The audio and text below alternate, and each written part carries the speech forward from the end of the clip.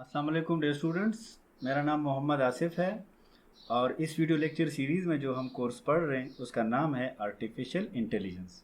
Students, ये week number 3 है और लेक्चर नंबर 7 है। वीक नंबर 3 में हम लोग ओवरऑल इससे पहले 2 लेक्चर पढ़ चुके हैं, तो इस वीक का ये 3rd लेक्चर है। ओवरऑल हमारे पास ये लेक्चर नंबर 7 है। स्टूडेंट, प्रीवियस लेक्चर्स का थोड़ा सा रिकेप देखते हैं। तो जो लेक्चर नंबर 1 था इस वीक का और लेक्चर नंबर 2 था, ओवरऑल लेक्चर नंबर 5th और लेक्चर नंबर 7th में हमने कार फंक्शन पढ़ा, CDR फंक्शन पढ़ा। ये कौन से फंक्शन होते हैं, क्या काम करते हैं, इसकी रिक्वायरमेंट क्या है, उसके ऊपर हमने फिर लैब की क्लास में और भी एग्जांपल्स किए लिस्प इंटरप्रेटर में। उसके बाद हमने कार और CDR को कंबाइन करके उसके एस एक्सप्रेशन बनाए और उसके एग्जाम्पल सॉल्व किए। नेक्स्ट जो क्लास था उसमें हमने कंस्ट्रक्शन फंक्शन पढ़ा और कंस्ट्रक्शन फंक्शन क्या होते हैं उसके ऊपर कुछ एग्जांपल्स किए।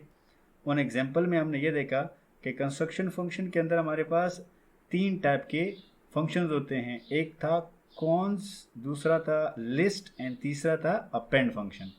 तो इन तीनों पर हमने फिर प्रोग्रामिंग एग्जांपल्स भी किए। पहले हमने उसकी थ्योरी कवर की। तो आई होप आप लोगों ने उन लेक्चर्स को ठीक ठाक पढ़ा होगा और उसमें आपने उसको डिफरेंट एग्जांपल सॉल्व किए होंगे।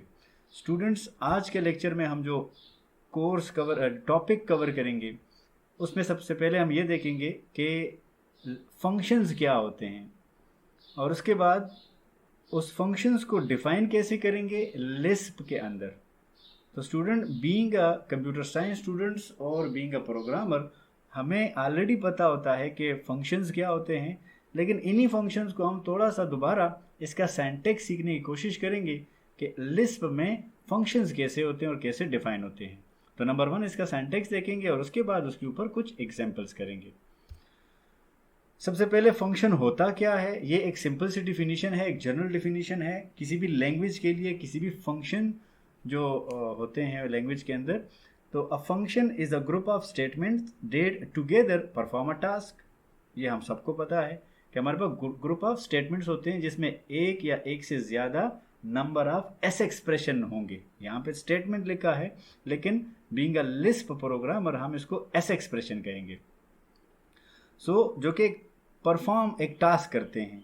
You can divide up your code into separate functions. हम कर सकते हैं अपने कोड को सेपरेट फंक्शंस में डिवाइड कर सकते हैं। डिपेंड्स ऑन द सिचुएशन कि उसमें कितने फंक्शंस आप उसमें बना सकते हैं। How will you divide your code is up to you, but logically the division usually is so each function perform a specific task।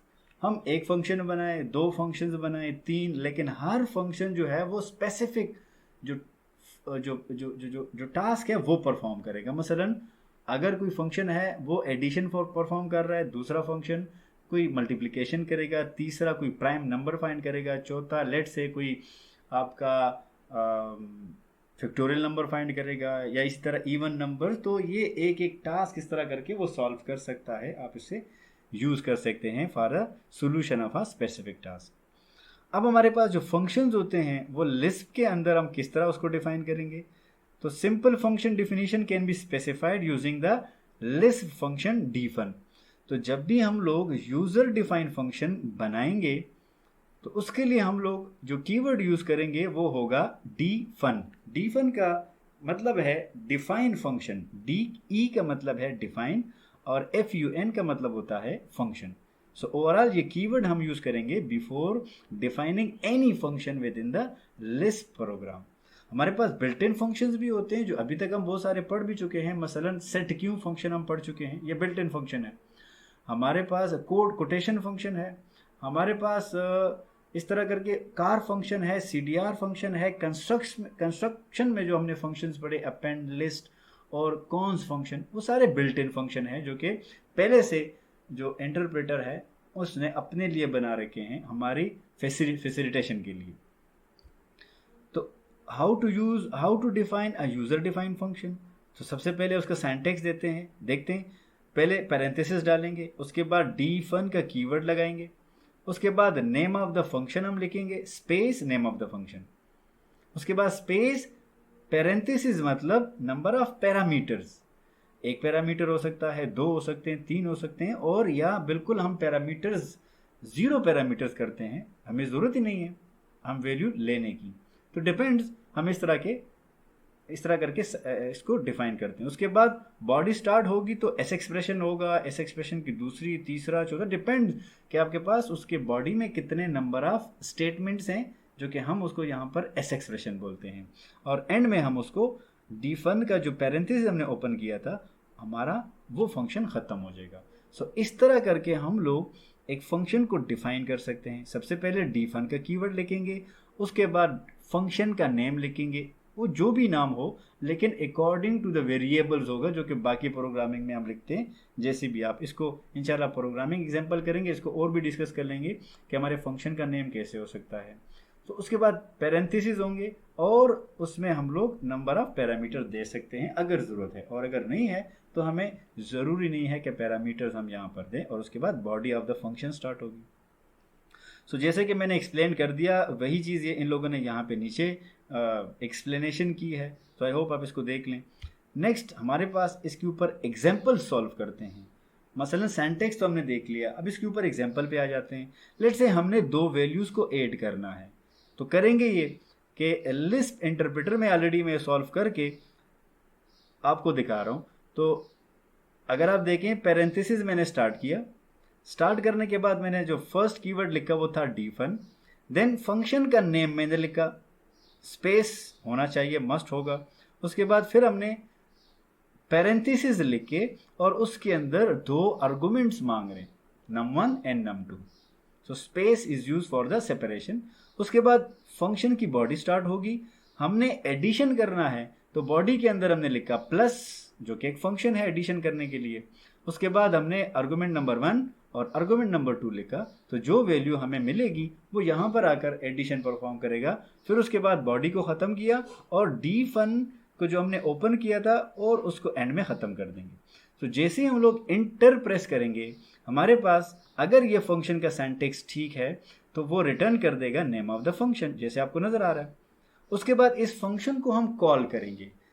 Function को कॉल कैसे करेंगे? जाहिर सी बात है, जैसे बाकी प्रोग्रामिंग लैंग्वेज में हम कॉल करते हैं, हम लोग पैरेंथेसिस स्टार्ट करेंगे, फंक्शन का नेम लिखा और उसको जितने आर्गुमेंट्स चाहिए उतने आर्गुमेंट हमने दिए, स्पेस दरमियान में इसलिए दिया ताकि वो सेपरेट हो जाए, और पैरेंथेसिस को बंद कर दिया। जैसे ही हमने इंटर प्रेस किया तो ये 2 num1 में चला गया, 3 num2 में चला गया, स्टोर हो गया।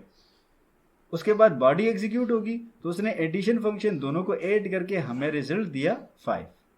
तो इस तरह करके डिफाइन करेंगे और इस तरह करके हम लोग इसको कॉल कर सकते हैं।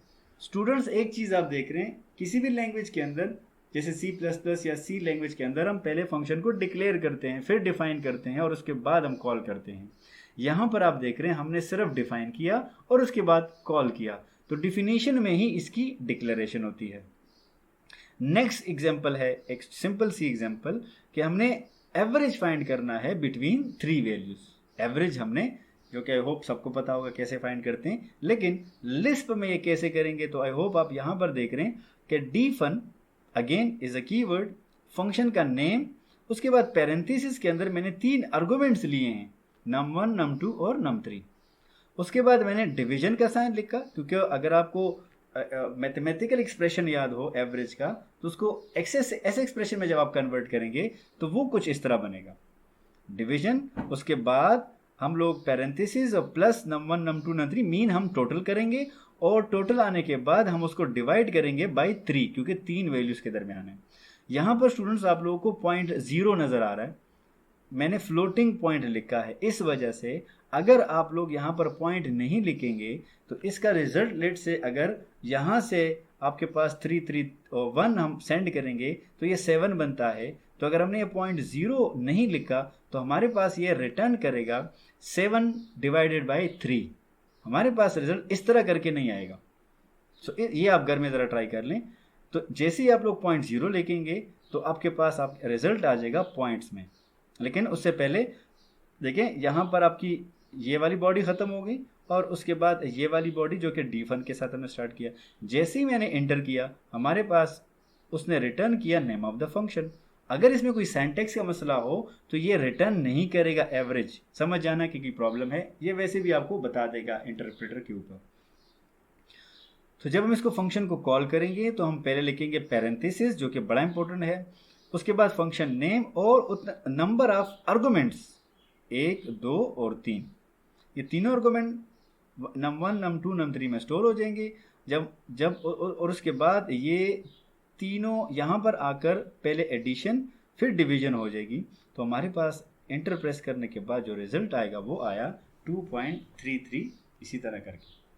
सो स्टूडेंट्स, ये था हमारा आज का लेक्चर, जिसमें हमने ये देखा कि फंक्शन को डिफाइन कैसे करेंगे और उसका सिंटैक्स क्या है, और मैंने इसके ऊपर 1-2 एग्जांपल्स आपको यहाँ पर समझा दी। इंशाल्लाह लैब की क्लास में आपको इस पे कुछ और एग्जांपल करवाएंगे, उसमें ज़्यादा प्रैक्टिस करेंगे इंशाल्लाह, तो आपको और भी इसकी समझ आ जाएगी कि लिस्प में फंक्शंस को कैसे डिफाइन करेंगे और उसको कैसे यूज़ कर सकते हैं हम लोग। स्टूडेंट्स, आज के लिए इतना काफ़ी है। अगर आप लोगों को क्वेश्चन हो तो आप मुझसे पूछ सकते हैं मेरे ईमेल एड्रेस पर, जो कि asif@northern.edu.pk। थैंक यू, अल्लाह हाफिज़।